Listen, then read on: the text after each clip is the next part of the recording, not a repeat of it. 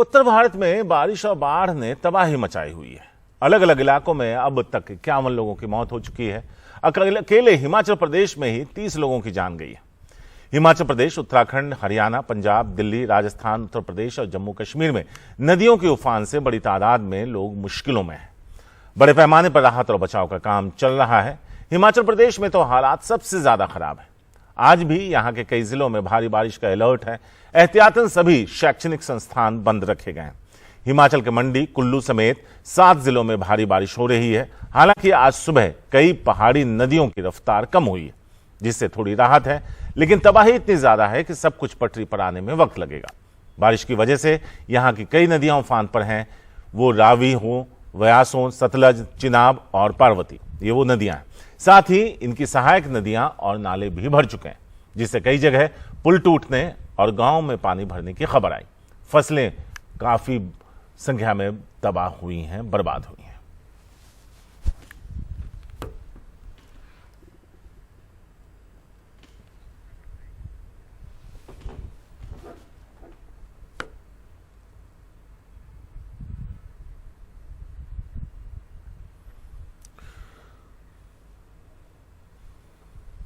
अब हम आपको मंडी जिले की 2 तस्वीरें दिखा रहे हैं। इन तस्वीरों में आप देख सकते हैं कि किस तरह पानी का जलस्तर घट गया है। एक तस्वीर आज की है जिसमें विक्टोरिया ब्रिज के पास पानी नहीं है, साथ ही प्राचीन मंदिर भी पानी से बाहर दिख रहा है। वहीं दूसरी तरफ जो तस्वीर है वो कल की है, जिसमें पहाड़ी नदियों का विकराल रूप आपको नजर आ रहा होगा, जिसमें यहाँ के विक्टोरिया ब्रिज के करीब पानी पहुंच गया था। हालांकि आसपास के इलाके पूरी तरह डूब गए, जिसमें यह प्राचीन मंदिर भी शामिल है।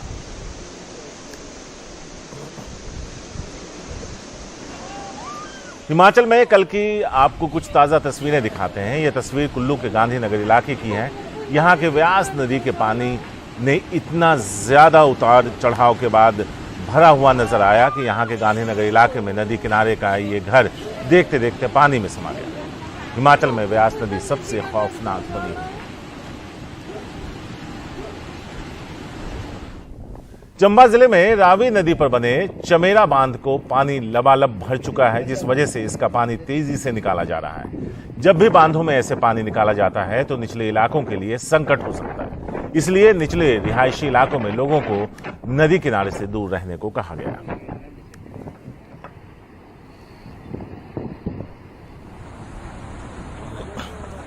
भारी बारिश हिमाचल के उन ऊंचे हिमालय इलाकों में भी हुई है जहां ऐसी भारी बारिश कम ही देखी जाती है। यह है हिमाचल में लाहौल का सिस्सू इलाका, जहां चंद्रा नदी में पानी इतनी तेजी से बढ़ा कि एक पुराना सस्पेंशन ब्रिज उसकी भेंट चढ़ गया। देखते ही देखते ब्रिज पानी में समा गया।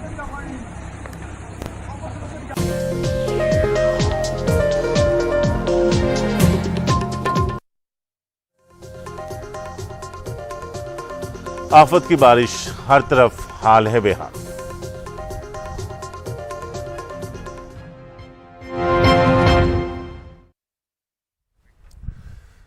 दिल्ली में यमुना नदी खतरे के ऊपर बह रही है, जिससे यहां के नदी के किनारे के कई इलाकों में पानी घुसने का खतरा पैदा हो गया है। हथनीकुंड बैराज से पानी छोड़े जाने और लगातार बारिश की वजह से दिल्ली में यमुना का जलस्तर तेजी से बढ़ रहा है। आज सुबह यमुना का जलस्तर 206 मीटर ऊपर है, जबकि खतरे का निशान 205.33 मीटर। आपको बता दें कि यमुना नदी का फ्लड लेवल 207.49 मीटर है। लगातार बढ़ते जलस्तर की वजह से आज सुबह से यमुना नदी पर बना लोहे का पुल बंद कर दिया गया है। फिलहाल इस पुल से ट्रेन और गाड़ियों की आवाजाही नहीं हो रही है। यह पुल पूर्वी दिल्ली को पुरानी दिल्ली से जोड़ता है। वहीं दिल्ली में आज भी बारिश का अलर्ट है। ऐसे में एहतियातन 5वीं तक के स्कूल बंद रखे गए। इससे पहले कल दिल्ली सरकार ने एक बैठक भी की थी, जिसके बाद हालात पर नजर रखने के लिए 16 कंट्रोल रूम बनाए गए थे।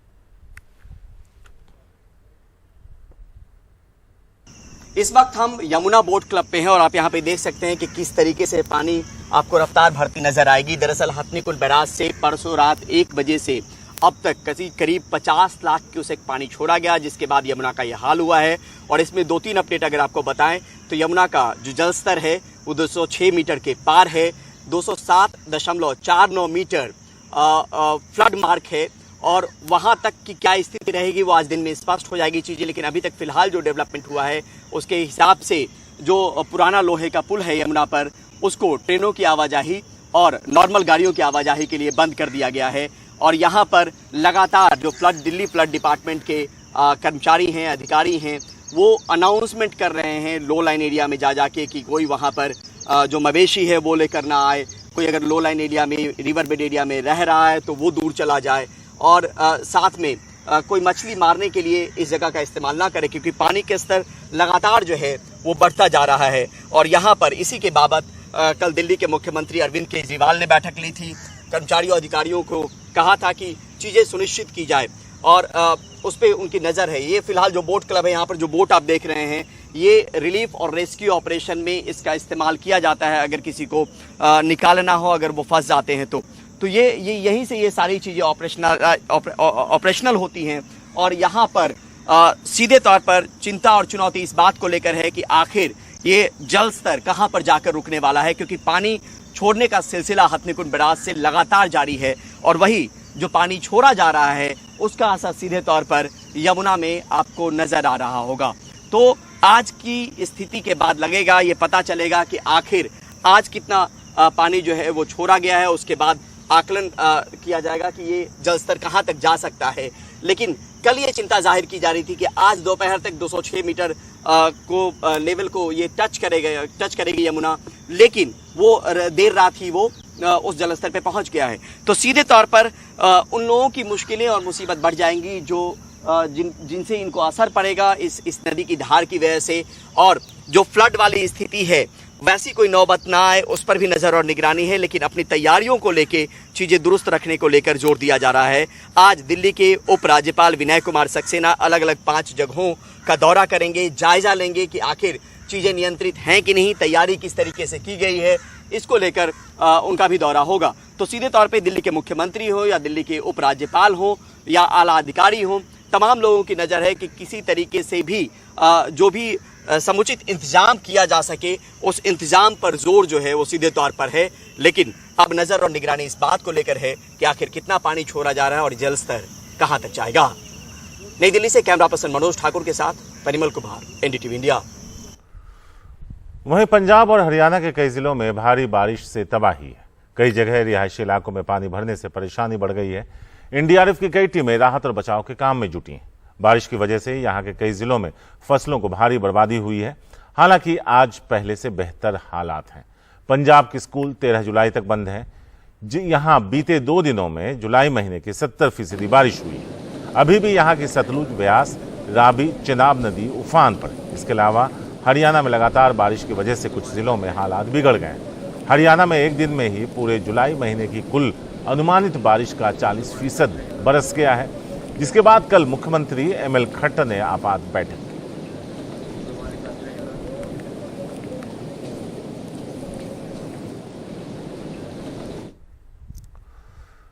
करनाल में भी भारी बारिश के बाद जल जमाव हुआ है। सड़कों से पानी निकालने की कोशिश, लोगों की आवाजाही में हो रही है परेशानी। लेकिन अंबाला की भी बात बताते हैं। यहां भारी बारिश में 700 से ज्यादा स्कूल बच्चियां बस में फंस गईं, जिन्हें एनडीआरएफ की टीम ने रस्सी की मदद से निकाला। चमन वाटिका कन्या गुरुकुल में फंसी थी छात्राएं, बचाने के लिए खासी मशक्कत करनी पड़ी।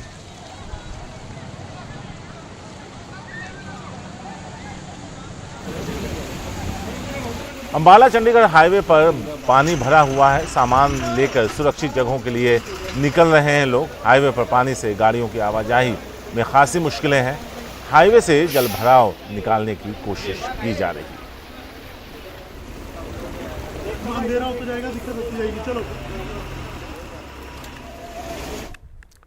अब आपको बताते हैं कि पश्चिम बंगाल की खबर पर चलेंगे, लेकिन उससे पहले बताते हैं कि भारी बारिश की वजह से जालंधर में क्या हुआ है। वहां एक डैम टूट गया। मंडला गांव का ये डैम है। डैम टूटने से निचले इलाकों में पानी भर गया।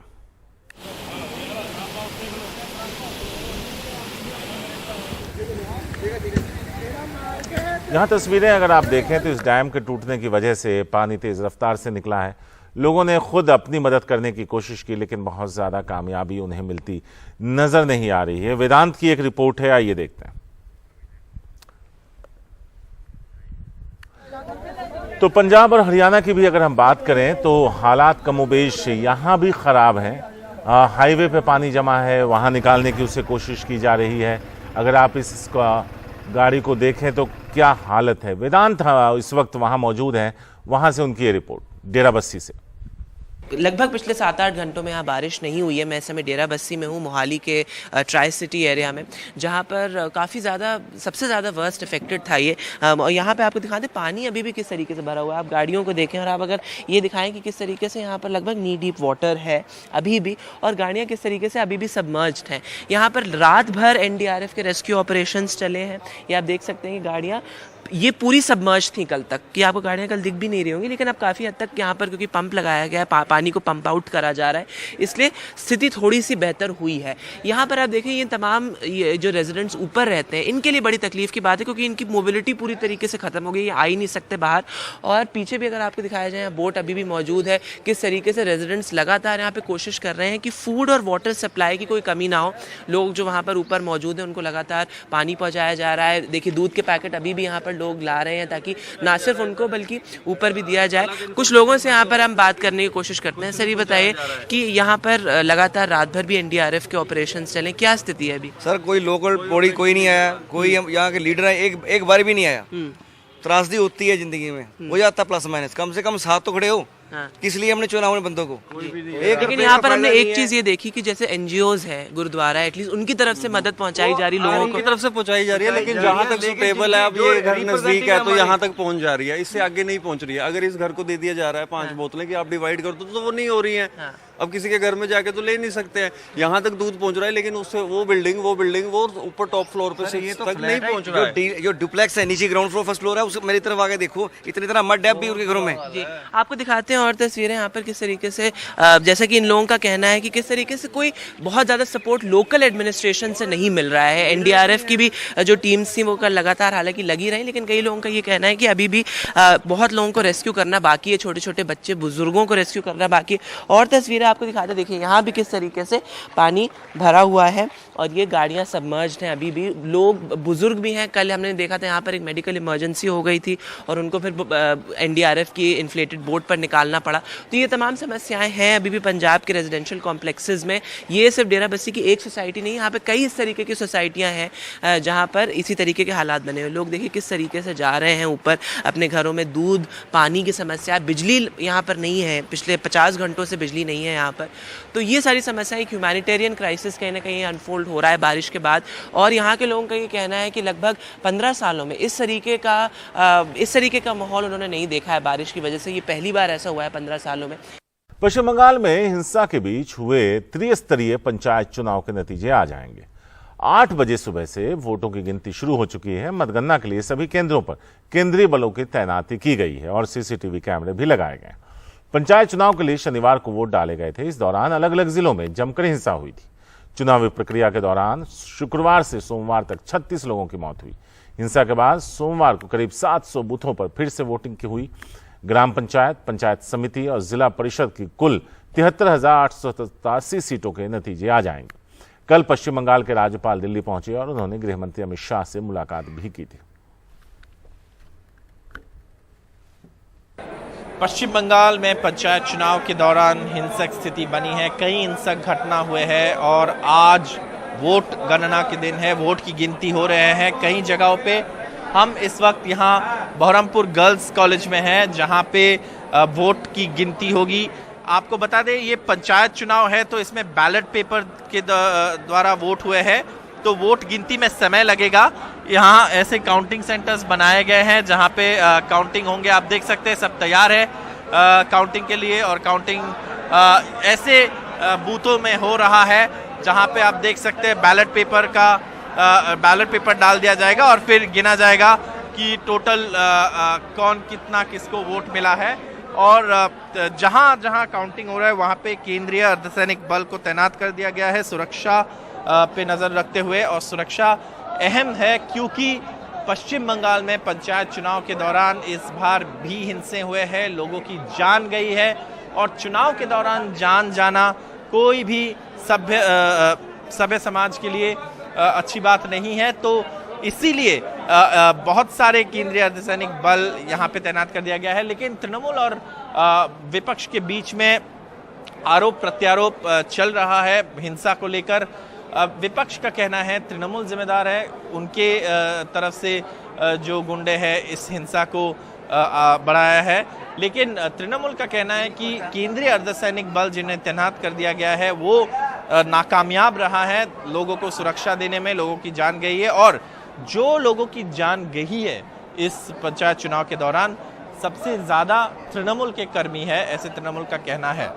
तो आरोप प्रत्यारोप राजनीतिक स्तर पर चलता रहेगा, लेकिन इस वक्त पंचायत चुनाव में वोटों की गिनती हो रहा है। और क्योंकि ये बैलेट पेपर और बैलेट बॉक्स द्वारा वोट है, ईवीएम नहीं है, तो वोट गिनती में समय लगेगा। कौन जीत रहा है, क्या ट्रेंड है, ये पता होने में समय लगेगा, शाम तक भी समय लग सकता है। क्योंकि ये ईवीएम नहीं है कि आप जल्दी जल्दी वोटों की गिनती करें और आपको 11-1 बजे तक पता चल जाता है कि चुनाव का रिजल्ट क्या है। लेकिन यहाँ पे थोड़ा टाइम लगेगा क्योंकि हाथों से वोट का बैलेट पेपर का गिनती होगा और किसको क्या वोट मिला है वो रिकॉर्ड होगा। तो इसीलिए समय ज़रूर इस ऐसे चुनाव में वोटों की गिनती में समय लगता है। वोट गणना शुरू हो गया है, सुरक्षा कड़ी सुरक्षा है हर जगह पे जहाँ पे ऐसे वोट काउंटिंग सेंटर है। और हम मुर्शिदाबाद जिला में हैं जहाँ पे सबसे ज़्यादा हिंसा घटना की खबर आए हैं, सबसे ज़्यादा लोगों की जान भी गए हैं चुनावी हिंसा में। और इस वक्त वोटों की गिनती मुर्शिदाबाद में और बाकी जो इलाका है पश्चिम बंगाल में चल रहा है।